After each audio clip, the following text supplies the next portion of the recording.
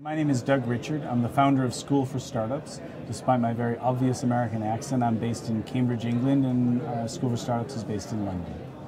So today I focused largely on recreating in small one of the School for Startups one-day boot camps.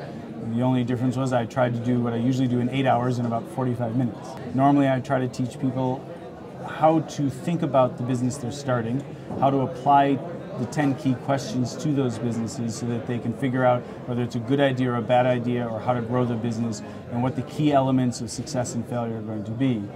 Today I focused on one question, and our teaching method, the teaching method that the school uses, is something called Socratic method. Socratic method means we ask questions, we don't answer them. And so I called some unfortunate poor fellow up to the front of the stage who had a business, and I began to ask him questions with the hope of digging into figuring out whether or not he was on track. And as is always the case, he was doing some wonderful things right, and he was probably doing some things not precisely correctly. And the questions usually tend to reveal that, and it didn't take very long. So there's only, to my mind, there's very few key questions, but each of those questions is really the heading for lots of other questions. And so I focus initially on the product or service itself. And it's the only question I actually ever ask them about what they do. All the rest of the questions are about the business around what they do. Because the fact is, if the products and services can be great, they can be awful, they almost don't make a difference. It's the business you build around it that makes a difference.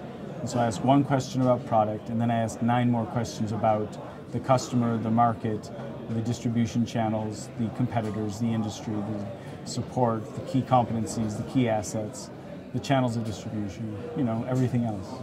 I tend to try to differentiate very strongly between invention and discovery. Invention is great when you're trying to create something new, but that's a one-time act. Once you have a product or service that's new, everything else you're going to do is to discover how it fits into a world that already exists. How do you price it? Who do you sell it to? How do you reach them? These are acts of discovery. These are acts of research where you go out into the world with a hypothesis, you test the hypothesis against real facts and real situations, and you come back informed by that research to answer these questions in a way that help you with a disciplined business that then is more likely to succeed.